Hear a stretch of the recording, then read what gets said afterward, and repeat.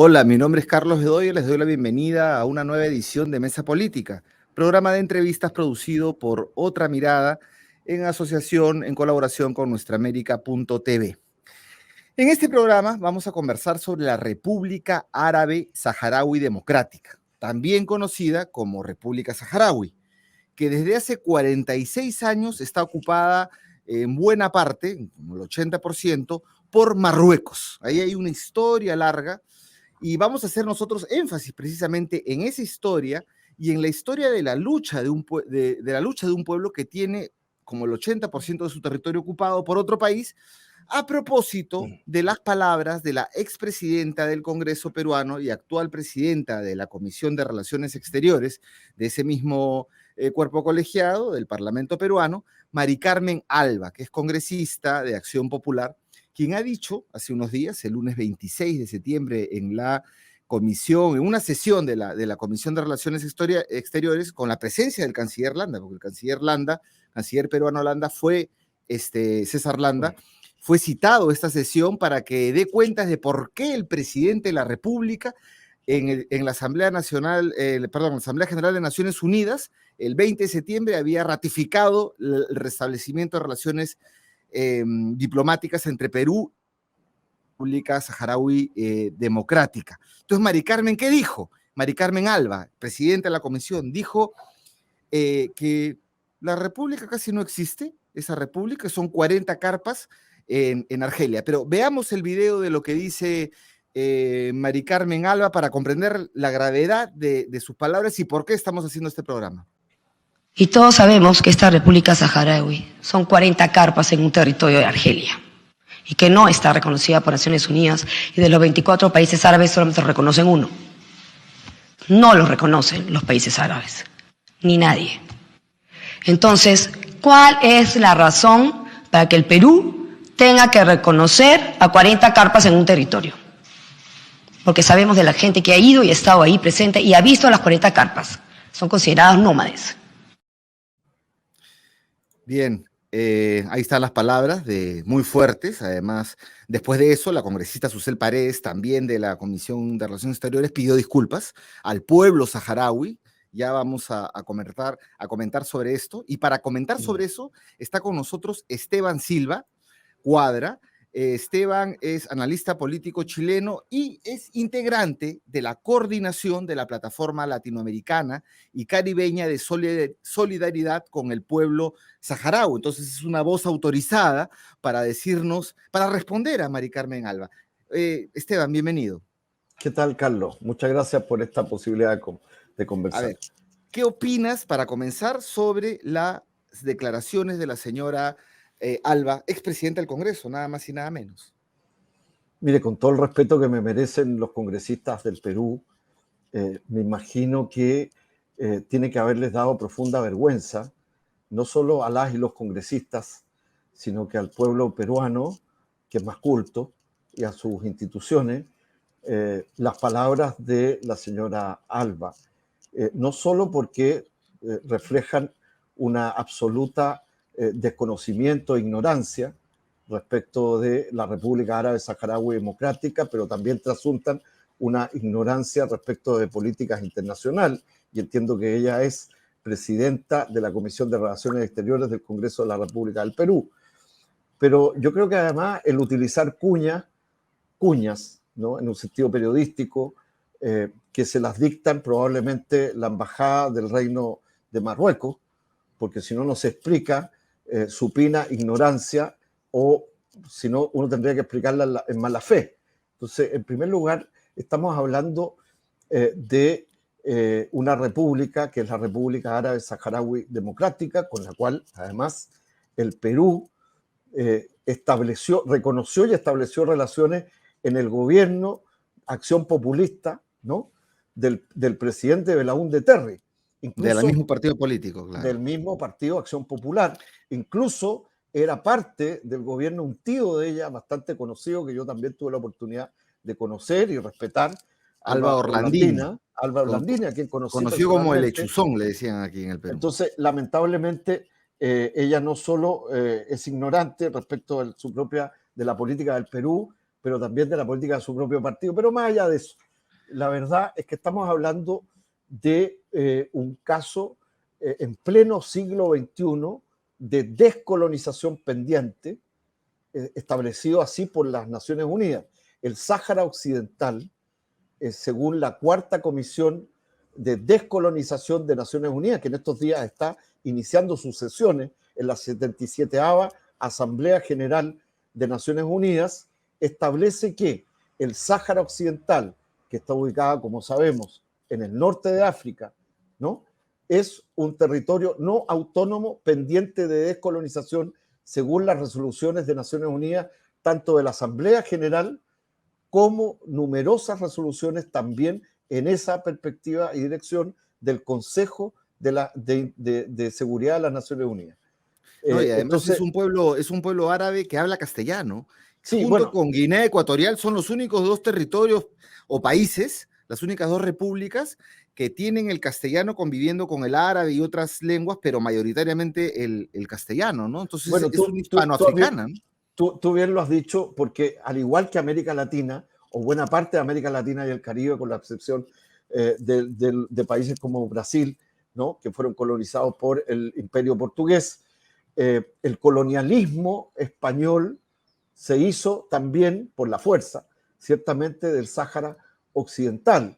Y por lo tanto, el pueblo saharaui habla no solo el árabe, ¿no?, sino que también el español, porque Claro. fueron parte de una colonia española e incluso más, fueron asimilados por la fuerza, ¿no?, como una provincia constitucional dentro de el Reino de España.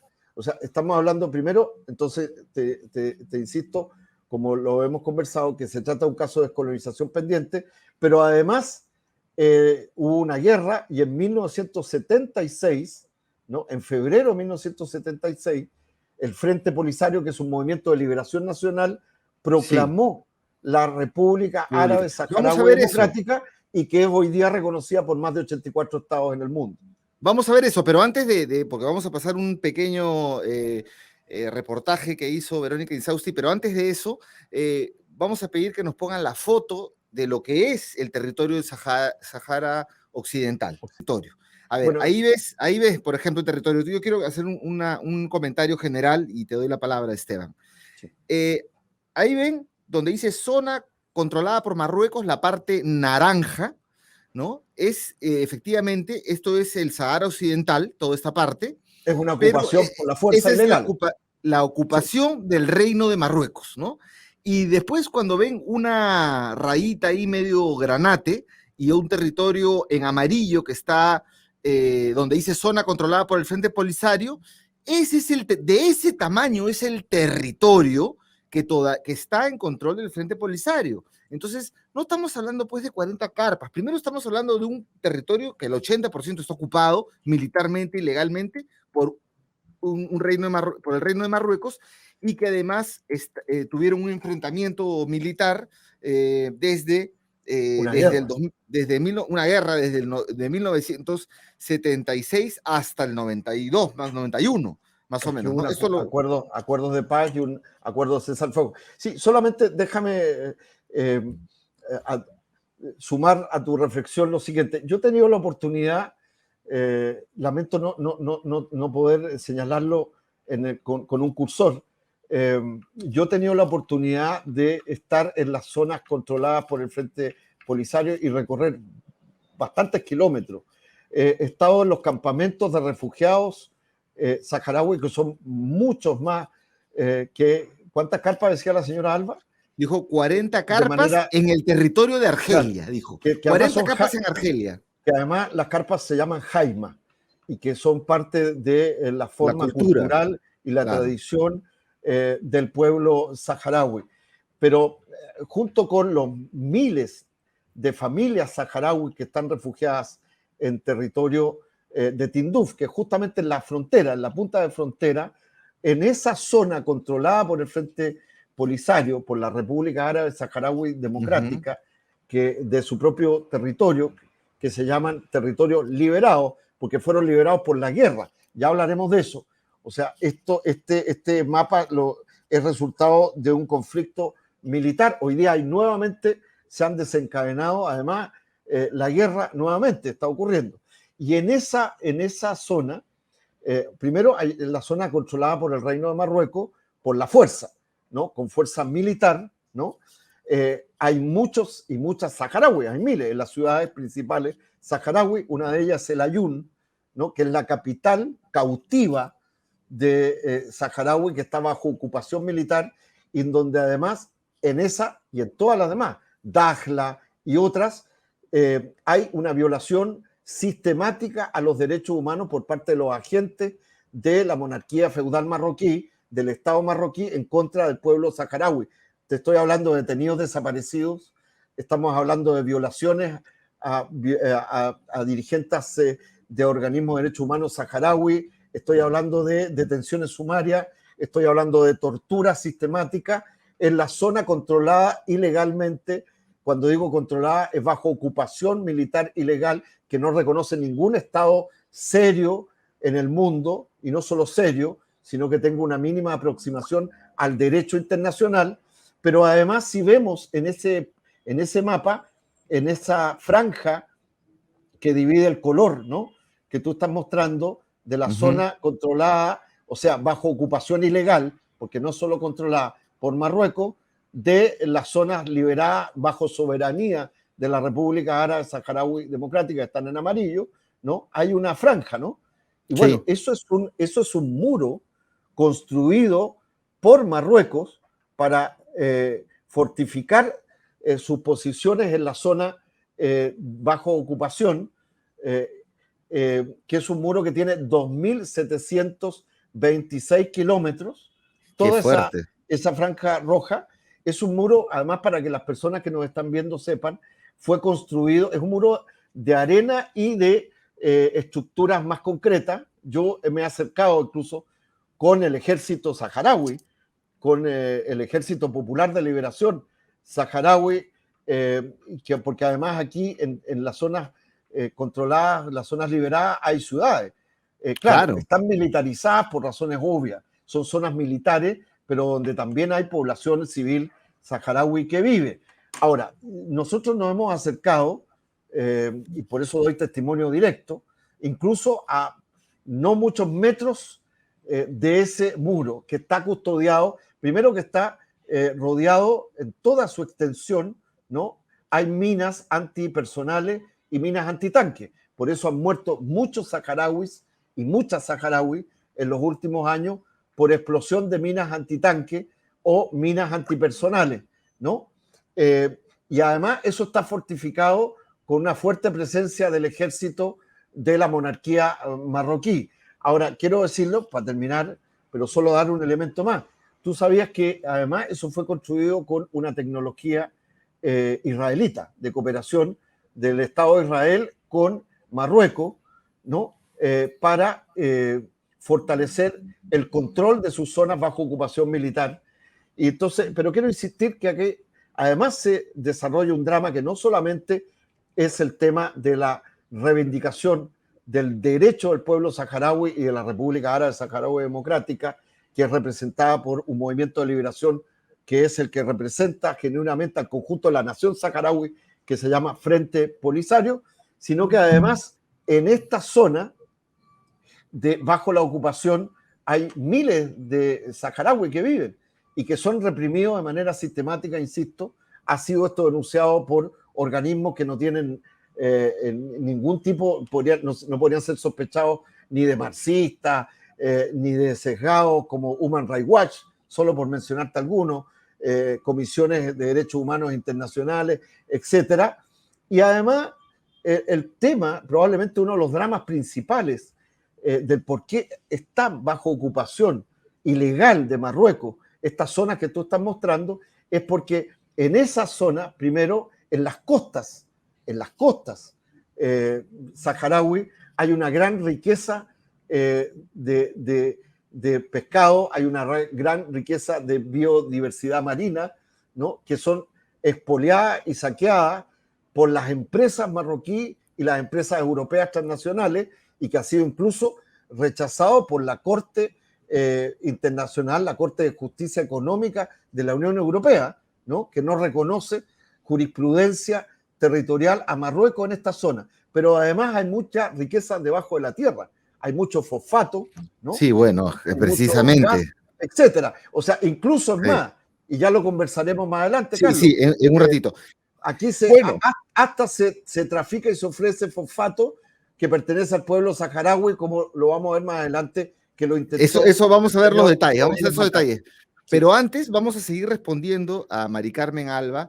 Tú señalas y dijiste, bueno, aquí hay un tema de no conocimiento, ¿no? De ignorancia en el sentido para pensar bien, ¿no? O de Sea, mala ha sido un voluntad exabrupto, directamente y de no se ha vocería informado, ha de un escuchado Estado algo. extranjero, porque en mi Claro. opinión, la señora Alba, ya que tú me preguntaste, la verdad que expresó los intereses de una nación que no es la del Perú, Es no que tengo eso ninguna duda, que justamente es es lo que, Marruecos. lo que Eso es lo quiero que es decir, más preocupante, como porque latinoamericano lo quiero decir.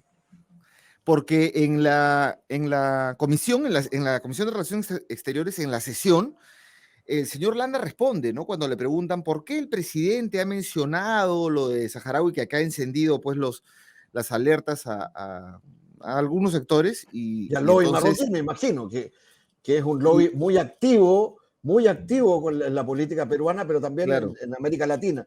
ya, También entonces en el Chile. canciller responde y dice, un momentito, la República Saharaui, para hacer su nombre breve, fue reconocida, como tú mencionaste, en 1984 por el señor Belaúnde Terry, Por el que gobierno es del el presidente líder Raúl histórico Terry. del partido de Mari Carmen Alba, y ella dice, ¿no? En 1984 era otra realidad, existía la Unión Soviética, ahora el mundo ha cambiado, ¿no? Y ahí donde se manda su perorata, ¿no? Porque esa parte no la hemos pasado en el video, pero ella comienza diciendo eso.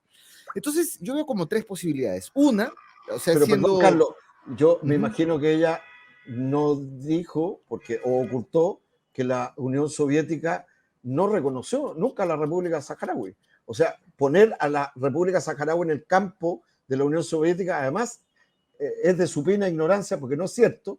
Yo te puedo explicar por qué, ¿no? Porque esto es más un conflicto norte-sur.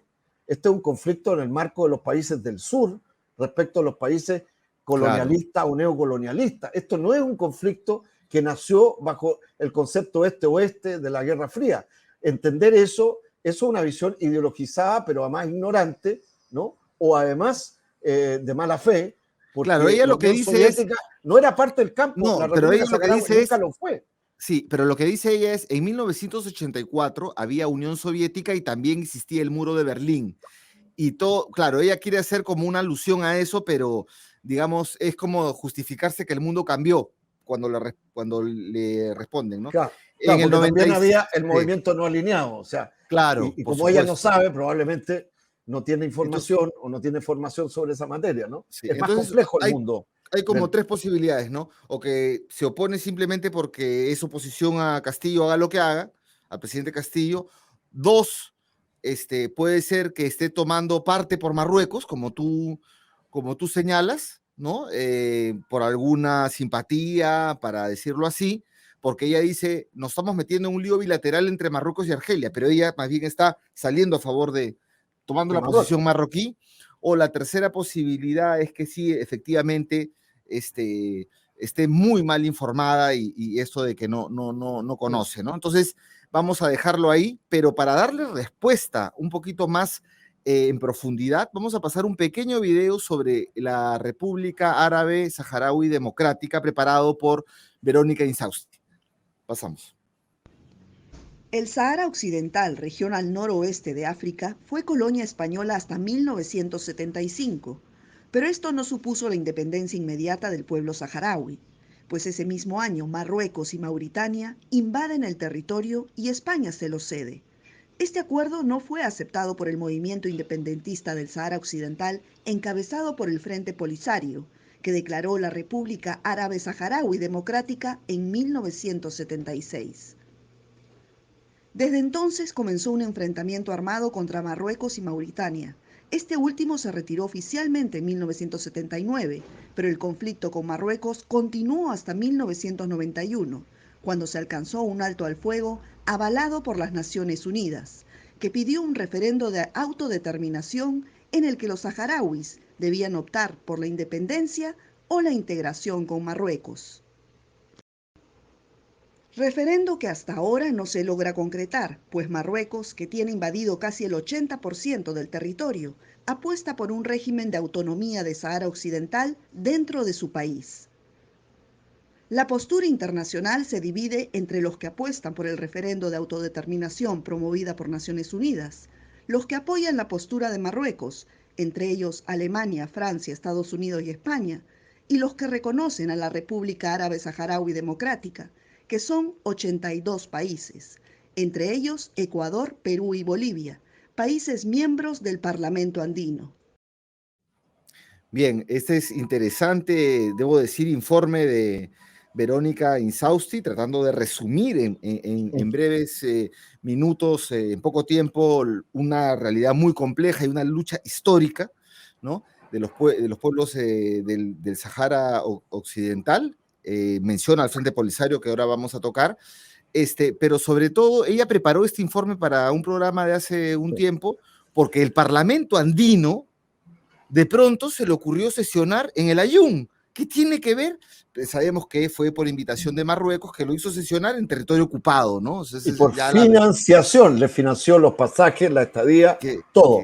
Y eso fue, si tú me permites, además armado por un parlamentario chileno, un senador chileno, que es un hombre proclive, yo lo voy a decir directamente, es un hombre que es parte del lobby de los intereses de Marruecos, ajeno a los intereses de Chile, para hablar desde Chile y no solo hablar de Perú, pero también con el gran soporte de parlamentarios andinos peruanos, a uno que además lo conozco personalmente hace muchos años, que incluso estuvo en la primera Liga Parlamentaria de Amistad con el pueblo saharaui, te estoy hablando del año 2005, que se llama Gustavo Pacheco, el mismo que hoy día es uno de los agentes y voceros principales de los intereses de la monarquía de Marruecos en el Parlamento andino, también en Perú. Este señor, que en algún momento, es cosa que los invito a las personas que nos están viendo del Perú, que se informen que cuando se crea la primera liga parlamentaria o grupo de amistad parlamentario en el Congreso de la República del Perú, ¿no? El año 2005, en donde estaba primero fue presidida por Javier Díaz-Canseco, ¿sí? Como congresista, pero también había gente del APRA, como Mauricio Mulder, ¿sí? Y también estaba el señor Gustavo Pacheco. Fíjate lo que te estoy contando. Y resulta que hoy día Gustavo Pacheco, con los años, ha terminado siendo el principal lobista de Marruecos. Sería bueno que transparentaran lo mismo que les decimos a estos parlamentarios en Chile, que lo hacen y en otros países, para no hablar solamente, te insisto, y lo decimos desde Plaxo, desde las organizaciones de solidaridad con América Latina, que transparentaran por qué, por ejemplo, termino con esto, discúlpame que me extendí, pero tú lo tocaste, ¿no? El Parlamento andino, que es un organismo de integración andino que agrupa a parlamentarias y parlamentarios de América, en América del Sur, de realidad andina, sin Venezuela, que antes sí estuvo, pero ahora más Chile, ¿no? El Parlamento andino iba a sesionar fuera de América Latina y fuera de una realidad andina, sino que se fuera al norte de África, pero además a sesionar a Marruecos, jurando de su propia autonomía, porque les pagaron los pasajes, que lo digan, pues que lo informen. Tú sabes que nosotros les pedimos información, que la transparentaran, quién les había financiado el viaje, quién les había financiado además la estadía. Pero mira, por último, ya, si quieren hacer turismo, ¿no? Cuestión que yo, como ciudadano, creo que es muy discutible, por supuesto, pero si los parlamentarios quieren hacer turismo pagado por otro estado, como es el caso de Marruecos, que le financió todo, además a un continente, bueno, ajeno a América Latina, o sea, ¿qué van a hacer haciendo una sesión allá, en vez de hacerla en América Latina o en algún país del Parlamento andino? Pero en fin, si quieren hacer turismo, ¿pero por qué lo hagan en Marruecos? Además que le expliquen a sus electores. Pero bueno, pero además fueron, como tú bien dices, a validar la ocupación ilegal de Marruecos del territorio saharaui a la capital bajo cautiva. Mira, estoy usando un término que ustedes y los peruanos entienden perfectamente por la discusión histórica que hemos tenido respecto, ¿no? De Tacna, en la relación con Chile. Sí. Tan delicado como esto, ¿no? Que fue cautiva. O sea, esta es una ciudad cautiva por una ocupación militar ilegal, como también ocurrió en el caso de Chile respecto de Perú. De eso 50 años, estamos ¿no? hablando. De eso 50 estamos años. hablando. 50 años Correcto. de ocupación de Tacna, sí. Entonces ellos fueron, por eso te digo que es muy sensible y por eso las personas que nos están escuchando entenderán perfectamente como peruanas y peruanas por un tema que nos enfrentó fratricidamente a chilenas y peruanos durante tantos años y también a una ocupación ilegal por parte de Chile respecto del territorio peruano. ¿Qué fueron a hacer parlamentarios andinos financiados por el ocupante ilegal Marruecos a una capital cautiva como la capital saharaui, El Aaiún. el Aaiún, que además sus habitantes están bajo asedio y violaciones a los derechos humanos, sus habitantes los saharauis, los saharauis, sino a validar una ocupación ilegal. Entonces, la verdad es que detrás de todas estas cosas, cuando uno escucha a la congresista Alba, las opiniones que hay bastantes más cosas por debajo, bastantes más intereses que se esconden y que probablemente por la falta de formación e información que tenemos todas y todas no se entienden. Por eso me parece tan importante el reportaje de Verónica que acabamos de ver, que empieza a permitirnos ver más antecedentes, más información de que se trata de un caso de una lucha legítima por el derecho inalienable de un pueblo a su autonomía, a su independencia, a su autodeterminación y a controlar con soberanía el conjunto de su territorio, que una parte está bajo una ocupación que está condenada como ocupación ilegal por el propio sistema de Naciones Unidas. Ahora, no son 40 carpas, y además tú mencionaste, incluso hay una ciudad ahí que está en este momento como provisional, como capital, mientras el Aaiún sigue capturada. Solo decir que tú mencionaste a Gustavo Pacheco, y solo para que las personas que nos ven se acuerden de Gustavo Pacheco, que fue congresista de Perú Posible, y sí, con el gobierno de Toledo. Gustavo se ganó el apellido del Chauchiller, ¿no? El apellido, el mote, le decían el Chauchiller, ¿no? Pero antes fue del Partido Comunista, tú sabes, bueno, ¿no? ha pasado por varios lados. O sea, ha pasado porque incluso ahora entiendo que está con este grupo extremo de extrema derecha. Sí, ahora pasó a Renovación Popular, y por Renovación Popular es parlamentario andino, y entonces está, creo que, más preocupado que los temas andinos por el tema del Sahara Occidental, ¿no? Perdón, ahora, es que él presida más una institución, y lo estoy diciendo responsablemente, y te agradezco la posibilidad de darme y lo digo responsablemente.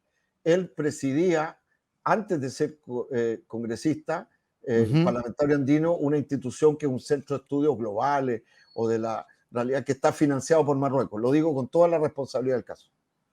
sea, el señor Gustavo Pacheco, parlamentario andino, ¿tiene una relación económica con el Reino de Marruecos? Yo no sé si la tiene ahora como parlamentario, pero sí debo decirle que él pero busquen, es cosa que busquen. No cuesta mucho buscar, pongan su nombre en Google y pongan Marruecos. El centro, yo si no me equivoco exactamente el nombre, es un centro de estudios sobre la geopolítica o de estudios globales mundiales que tiene además su oficina en una ciudad ocupada saharaui, financiado por Marruecos, que es Dakhla, que es la segunda ciudad ocupada militarmente e ilegalmente por Marruecos, que pertenece al pueblo saharaui, que es la ciudad de Dakhla, y lo digo responsablemente. Entonces, yo creo que es muy importante transparentar los intereses cuando se representa, y no lo digo solo sobre el Perú, lo hemos dicho nosotros respecto a parlamentarios chilenos, ¿no?, que están en esta misma situación, o parecida o homóloga. Es muy importante cuando se representa la soberanía popular de un país, se transparente cuando se está trabajando o se tienen intereses de Estado extranjero, en este caso de Marruecos, que tienen interés en mantener situaciones de ocupación ilegal de un territorio que están reñidas con el derecho internacional, como es el caso de la República Árabe Saharaui Democrática. Claro, y está en juego un montón de cosas. También está en juego, tú lo señalabas muy bien, recursos naturales, un conjunto de intereses geopolíticos, pero ya no tenemos mucho tiempo, te voy a hacer preguntas que te pido que contestes rápido, que son datos. Sí, disculpa. ¿Cuánta gente vive, cuánta gente es ciudadana de la República Saharaui? Se habla de 500.000 en la parte que tiene controlada el Frente Polisario, no sé si me puedes corregir o no, Sí. y eso no son Mire, 40 carpas, pues. no, el propio periodista César Hildebrand, le vi ayer una intervención en que sacaba la cuenta la cantidad de jaimas, en que tendría que, si fueran esa cantidad, ¿no? Tendría que haber por jaima, es decir, Claro, 12.000 y tantas personas, lo que es por una Jaime, locura. Por eso te digo claro. que eso no resiste análisis. La verdad es que lamento mucho eh, tener que referirme a eso, porque yo me imagino que a ustedes les ha pasado lo mismo, porque tanta ignorancia solo se podría explicar si hubiera mala fe, porque si no es inentendible. Pero en fin, lo que quiero decir con esto, mira, se calcula alrededor de más de 500.000 personas en la República Árabe Saharaui Democrática, pero ¿en virtud de qué? De que no se ha podido hacer censo. Porque estamos hablando de que no se ha podido hacer un censo, y acá están los datos, ¿no? Desde hace muchos años, o sea, estamos hablando desde la década del 90, no hay censo. ¿Por qué? Porque hay una ocupación ilegal, colonialista, de Marruecos, que ha impedido no solo, como tú bien lo señalabas, un referéndum de autodeterminación que está previsto por los acuerdos de Naciones Unidas, porque lo han bloqueado sistemáticamente, pero han bloqueado también el acuerdo respecto al padrón de quienes iban a votar, pues. Entonces, por eso no hay censo. No es Claro, es porque coherente lo ocurra, que dices. esto no ocurrió por cualquier cosa. Entonces, Sí. la verdad es que el cálculo es probablemente mucho más de 1.000.000 y mucho más de saharaui, mucho más, porque aquí tendría que también proyectar y contabilizar, porque ojo, que la densidad demográfica se usa también ideológicamente como un arma política a favor de la ocupación colonialista, porque cuando a ti te dicen, no, que son muy pocos, es un vasto territorio, son 500.000, en el fondo están diciendo, mire, es un país, pero que es una población muy pequeñita como para ser soberana. Eso está construido por la propaganda marroquí y es parte de la lógica del colonialismo. Claro. Todas las lógicas de ocupación colonialista, como las que tuvo Francia en el África y otros países occidentales, siempre buscaron no solo Ok. debilitar el crecimiento demográfico, pero usar las cifras Sí. de crecimiento demográfico o de decrecimiento como parte de sus estrategias de control, de anexión de justificación, territorio. claro. Y por eso aquí no se ha contabilizado cuántas y cuántos saharauis y familias saharauis hay bajo los territorios, bajo ocupación marroquí, porque los marroquíes dicen que eso es territorio, es una falsa pretensión marroquí, pero tampoco hay toda una diáspora. ¿Por qué crees que en España hay tanta y tanta solidaridad del pueblo, no del gobierno, del pueblo español? español y de sus distintas autonomías, municipios, etcétera, con los saharauis? Porque hay miles de saharauis que viven en España y en otros países también de Europa, porque es la diáspora, porque es el exilio, porque han sido perseguidos, de manera tal de que utilizar Bien, una Esteban, cifra Esteban, es no también parte de la tenemos, lógica sí, colonialista. nos quedó claro eso, estos no son 40 carpas, como dicen, hay una población ahí y bueno, finalmente ya no alcanza tiempo para más, me hubiera gustado preguntar más, pero ¿cuántos países lo reconocen? Porque primero, Mari Carmen Alba dice de 24 países árabes, uno, y después dice no lo reconoce nadie, ni Naciones Unidas, y después veo que en la web, en algunas fuentes, algunos hablan de 80 países que reconocen, otros hablan de 30 y tantos. ¿Cuántos países, cuántos estados del mundo reconocen la existencia y tienen relaciones diplomáticas con la República Saharaui? 86. Y 86. si tú me permites, muy Sí, rápidamente, uno, la República Árabe Saharaui es miembro pleno y fundador de la Unión Africana y es reconocido por los países de la Unión Africana. Y Marruecos también entró a la Unión Africana y tuvo que aceptar la Carta Constitutiva de la Unión Africana y por lo tanto, aunque lo niegue y aunque la señora Alba reciba minutas de la embajada marroquí o de los propagandistas de Marruecos, Marruecos tácitamente ha tenido que aceptar en la Unión africana sentarse al lado de la República Árabe Saharaui Democrática. Primero. Segundo, una cantidad muy importante de países, además de América Latina y el Caribe, reconocen y tienen relaciones diplomáticas con la República Árabe Saharaui Democrática, el Perú uno de ellos, ¿no? Bolivia, que además Ecuador. lo ha fundamentado de manera sustantiva ante el Congreso, no solo ahora, sino que con el anterior canciller Maurtua. El canciller Maurtua, sí, efectivamente. Yo les invito a leer la intervención y la fundamentación que hizo en la oportunidad el canciller Maurtua, aparte de la que hizo el canciller Landa, nuevamente, ¿no? Y recientemente, al tercer día, no resucitó entre los muertos, como diría la tradición católica y evangélica, al tercer día que el presidente de Colombia, Gustavo Petro, estaba en funciones, al tercer día, la primera gestión y decisión de política internacional fue recibir al canciller Salem Oursalek, el mismo que se reunió en Naciones Unidas con el Castillo. Presidente Castillo, ¿no? Y anunciar el restablecimiento de relaciones que ya había sido establecido en gobiernos anteriores de Colombia. Porque esto no es un problema de derecha-izquierda, termino con esto. Esto es un problema del derecho internacional, del respeto al derecho a la autodeterminación y a la descolonización de los pueblos, resoluciones de la Asamblea Nacional, de General de Naciones Unidas, como la histórica resolución 1514 que sigue vigente en el mundo, y también, por cierto, que otros países como Uruguay, como la República Bolivariana de Venezuela, que lo reconoce antes de los gobiernos de Chávez, en gobiernos conservadores, ojo, claro. No es un problema de Chávez. Sí, aquí lo reconoció pues en el 84 Belaúnde, y en el 96 lo desreconoció, le quitó la reconoción Fujimori.